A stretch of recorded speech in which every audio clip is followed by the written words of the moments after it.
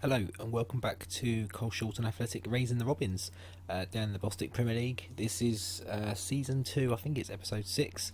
This should be coming out on the Friday. I'm recording this on the Boxing Day. Slight change to what we mentioned in the last episode. I am just going to play the one game today. It's Boxing Day when I'm recording this. Need to get it out for Friday. But also just been a bit of a rough day. Had a big Christmas dinner with the in-laws and the family in general. But today, me and the wife just both don't feel very well. The little ones had it a little bit recently as well, so it's just a quick blast through, get this one game through, I think, and yeah, see how we get on. Hopefully, I don't have to rush off at any point. So, since the last episode we had Canvey Island, so we did just do one game. I think with the Christmas week and as it is, I think that's absolutely fine. We still caught up quite a way through the season. So today we have got Kingstonian. Who, we'll have a look at the league table in a minute. They are top. So I think they're top, they're top. They have been a bit patchy since Christmas. We're obviously now mid-February, so a bit of a patchy time after Christmas. They were sort of barnstorming the league at one point, but as you can see in the top, we are second. Gives it away a little bit, but we've had some good results. They've had some, like I say, patchy results. Although they did absolutely smash their opponent last week, which I'm sure we will look at as well. So since the last episode, which was who did we say? Canvey Island. If I can get my mouse to want to click on something, there we go. Not sure what happened there. The mouse just wasn't sort of bringing up this menu here. So we had Canvey Island. Where was that? Here. So we won 5-1 in that game in the league. So we haven't played too many games, but we followed that up with Harlow Town. In fact, you can see we're second team. I'll just see the results. Because I'm not feeling very well, not picking up how I want to do this normally. So Jordan Carey opened scoring this one to make it 1-0, but it was pretty quick equaliser for them. Sam Togwell. It was an outside the box shot again, and it was their first shot at the time. As we whack the match stats on here just to get a feel of the game, one shot on target, that was their one goal. We managed to get one back through Tom O'Connor, 73 minutes, and then sealed it right at the end of Luke Delaney. By far the better team in this game. Would be nice to get the clean sheet, but the 3 points, I think they were fairly struggling. Harlow, they're certainly below us. I mean, we're in the playoffs and most teams are, but I think we did have a couple that were in and around us this run, or that might have been last episode, I'm not too sure, but we'll have a look at the league table in a minute. So we then played White Hawk. Caroma gave us a 1-0 lead in this game after 9 minutes, before Delaney made it 2-0 3 minutes later, or 11 minutes I think it was. They pulled on back to make it 2-1 through Jason Williams, before Caroma made it 3-1, and then Kaboa made it 4-1. That was just after half time, but we had a counter attack from a corner just outside the a corner. We had a corner. They managed to counter it and then score from outside the box. So it was kind of a double whammy of the goals we conceded in that one.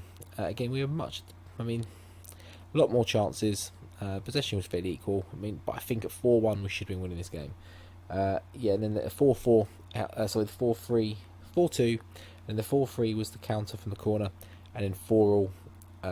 What was that on 51 minutes? Two very quick goals. 48. So we scored 47. They scored 48, 50, and 51. It's absolutely crazy. We couldn't win from a 4-1 lead, but hey, we scored 4. We just need to look at the defensive side of things maybe going forward. And then the final one. No, sorry, I just noticed I haven't transferred the file over from when I played it at work. So the final game that I've got written down today is Hayes and Yedding. So in this one we took the lead again through Caroma, 1-0, before another 1-1 from outside the box and their first shot, absolutely gutting, before Caroma made it 2-1 from the penalty spot on 42 minutes just before half time, and Carey made it 3-1 right on the stroke of half time. Kaboa made it 4-1 just after half time, and then we managed to hold on and not give away a 4-1 lead in this one, but we did let another one go in just before the end of the game. 4-2, another one, a long ball over the top. We just seem to concede the same goals over and over again. I'm really starting to wonder what we've got to do, and I've just noticed they got Monty Panesar on the bench. But so we've got Kingstonian today, so we did play the Enfield and the Tonbridge Angels game. I just need to go and load up the other file that's on my hard drive. 1 second. So we've got the game back loaded up, the proper file this time. So we had Enfield Town in this game, and we absolutely bombarded them. pretty much the whole game. 28 shots, 13 on target. They had 3 and 2 and scored one of them. How we haven't won this by more and more comfortably, in fact, even. Yeah, we went 1-0 down from a corner, which was their first attack, and I think was both of their shots on target, in fact. So that was very disappointing. But Adams got us worm back, 77 minutes. So a very late rally for us to actually get back in the game. We made some changes in terms of what we were doing system-wise. I mean, the formation was the same, but I tweaked some roles and stuff like that and some instructions just to get us a bit more forward, a bit quicker. And then Koroma again got one right at the death in injury time. I mean, it was a deserved win. We should have had it out the way well before we actually did.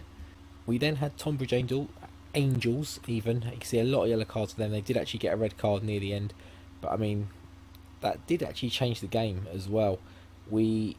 Koroma actually got his goal from the free kick that was resulted from their red card. So just desserts, just punishment for that, I guess. But we were more than a match for them. We should have had this game again wrapped up 2 in a row. Really, we should have wrapped up well before we did.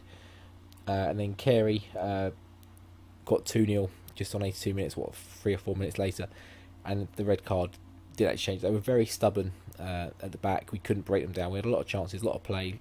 Possession was fairly equal, but we just couldn't get the breakthrough. But the red card absolutely changed that, obviously, with the free kick directly, and then afterwards we just had the space for Carey to get through and score his goal. 2-0 win. And then the final game, before we get into today's game, was against Bishop Stortford. Delaney scored from the kick-off highlight, actually. 2 minutes. It says 2 minutes, but there was that many touches and that much going about that it was actually the kick-off highlight. Before Carey then scored a second one, he actually lobbed the goalkeeper, and that was on 29 minutes.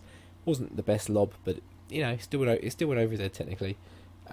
They pulled on back to 2-1 through Zach Kotwika, something like that. Before then, Delaney made it 3-1, 29 minutes. Sorry, 72 minutes even. And then they pulled one back 2 minutes later to make it 3-2, make it a bit edgy at the end. But again, we were all over them, deserved to win, but again, far clearer than we actually did. So a little bit disappointing. But it's still 3 points on the board. That's the main thing at the moment. We're keeping in touch. Which, as we left last episode, we weren't really in touch, but we absolutely are now. With 4 points behind that lead, we're 6 ahead of third. Doing some quick maths there, and we are like nearly 19 points clear of the playoff places or something. So a playoff place isn't mathematically confirmed yet, because there's still a lot of football to be played. We're still only in March, but it's looking good. So yeah, as you can see, we played Enfield down here, Harlow here, Hayes and Yeading here, Tonbridge Angels here, Bishop Stortford here, and Whitehawk are in the playoff position. So that was a tough game. That was the 4-4, but we went 4-1 up. We should have won that game. We did actually have a youth intake in this time, and the coaches are very happy with it. They think it could be a potential golden generation. I mean, you do see that a lot, and not many of them actually come on. The two they were particularly happy with are Lee Wood, who's a centre midfielder. Looks not too bad for this division. We can get some working going on him. I think we've got him in the mentoring groups or something like that already, and we're training him in position to what we want. I think we've got him trained maybe as a box-to-box, because he's got some quite good natural fitness, that sort of stuff. So I think that's what we're doing with him. We have a quick look. Box-to-box indeed. And the other one, I mean, there's a few in here that look pretty good, to be honest. But it was him. He is actually the main potential player in our youth team now. And the other one, he's actually further down. He's already the leader, which is very good. But he's a young centre-back. Not quite sure about him just yet. He's not even got a star for current. He's only got 2 and a bit stars potential. So I'm not quite sure what they're seeing in him. There were some other ones I thought that were a bit better that come through. If we look here, we've got... who's here? We've got Dale Hutchinson, I think, came through. I mean, I can't remember exactly who they were, but there's quite a few coming through. We've got quite a bit of potential in this under-18s team. We might look to move some into the under-23s at some point. I'm not too sure. I mean, they're a bit young, so maybe not just yet. I mean, some of them might even get some game time in the first team at this rate. If we start getting a few injuries and stuff, because the squad is doing okay, but there's a few players that maybe giving the young ones a go would be a better solution.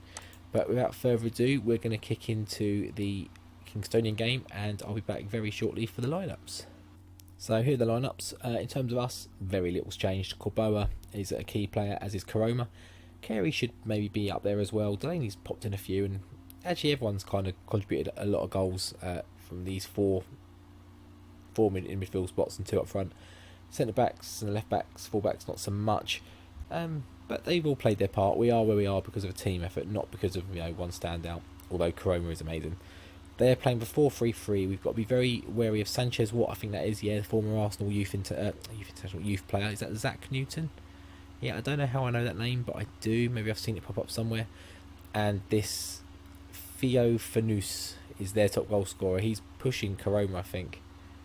Koroma is on 26. They're on the same number of goals. So we need to keep him a little bit quiet if we can. And yeah, let's get into the game. So we're kicking off. Well, I mean, it's the yellow on the screen again, but that suggests we're in our white kit. But they're in white and red, so I can't imagine that is the case, as they have a corner after 1 minute, and they come very close there to breaking the deadlock very early on. And it's another one that starts with their throw in deep in our half. So he drifts inside, but there's all sorts of space forming in our team currently, but we do make the interception very well. O'Connor, if he can find the ball, he looks for Carey. He's got the pace to burn. Can he find Koroma in the middle? He does, but the header drifts just wide. And we finally have a highlight here. Korboa's found. He's deadly from that area, but he passes it into Carey, who gets a shot away. And I was just about to actually say, before we cut to the highlight, nothing is happening. A very tense game. Only 4 shots in total. 1 highlight. But Nicholson looks to go for the long throw, but drops it to Korboa, who normally has a little bit of pop from here, but he finds Carey. I don't know, he kind of gets semi-tackled by Rowan, but he then buries it in the far corner. And it's 1-0 to Carshalton. And something else I do now in a lot of games is I drop to cautious early on, because it gives me scope to expand on that later in the games if I need to. And we still play pretty well. As you can see, 64% possession at the moment. I'm cautious. And as we get into half time, yeah, pretty content. Not a lot is happening, which is absolutely fine. We've got our goal. If nothing else happens for the whole of the second half, I will be absolutely delighted, much like they are with that team talk, as they get us underway in the second half, shooting right to left. Hopefully another highlight that comes to nothing. And we're on the ball here. We drop it into Adams. It's a great ball into Koroma. I didn't think it was going to be where it's going, but it is. Can we win the header? We do. We need to get the second ball though. Oh, he's on the move. Theo Fanous. That's a good ball. Good cross. 1-1. And yeah, it looked like we closed the lead to 1 point, but it's back up to 4 now as it stands. We're not going to watch that. Bit of shoddy defending really there overall. And we're about to do a shout then, but we're not going to, because we cut to a highlight. And it looks like it's going to be one for Kingstonian, as it's a ball over the top. Oh, that's far too easy. And Sanchez, he just nips in the far post. It's the same goals over and over again. It's FIFA sweaty goals, over the tops or set pieces. I'm sure there's another one as well, but I can't really remember it right now, as we're going to skip that highlight. And we are actually going to go attacking here now, because we need something out of the game. Yeah, I think we need something out of this game now, so we need to push forward. With about 25 minutes to go. And it's another highlight for Kingstonian, which I think this is going to be a bit harsh, because I think a draw is a fair result in this one, based on the gameplay in the match. And it's a free kick for their goalkeeper, but the ball just isn't dropping to us, unfortunately. And they're pinging it in the box again. Popo gets there. Can we counter here? We could if we didn't keep passing it to their players. O'Connor, and it's a good ball to Carey. Can he do what he? We don't score enough of those one-on-ones. They get shot straight at the goalkeeper most of the time. As Adams has the corner here. It's a good save again. I think that's Popo at the far post, possibly. It's another corner. Is that a penalty? No, it's their free kick. So we've made a few changes here. We put the 2 wingers attacking. Obviously we're on attacking now. We're starting from the back. Hancock's here. O'Connor. Hancock's again into Nicholson. O'Connor. It's over the top again for Carey. He's got the pace to get in behind. Can he do something with it this time? He does. 2-2. The changes take effect. I think they've kicked in. I don't know. If they haven't, we're changing back, because I'm quite content with a draw here away at Kingstonian. And O'Connor, yes, some good interplay in the middle of the park before a long ball over the top for Carey. About time we finally scored one. We don't get many of them. It's a great finish as well. And Carey I think he's got both goals in this game, hasn't he? He has, I think. going to make some changes because Karoma isn't having the best game out there. He's always a goal threat, but we need to make some changes. He's the obvious one. We're not going to take Carey off on a hat-trick. We may have to look at taking Dan Adams off, put on a Wigan on, and I think we're going to stick at that for now. Or we'll maybe take Delaney off for Delico as well. Triple change.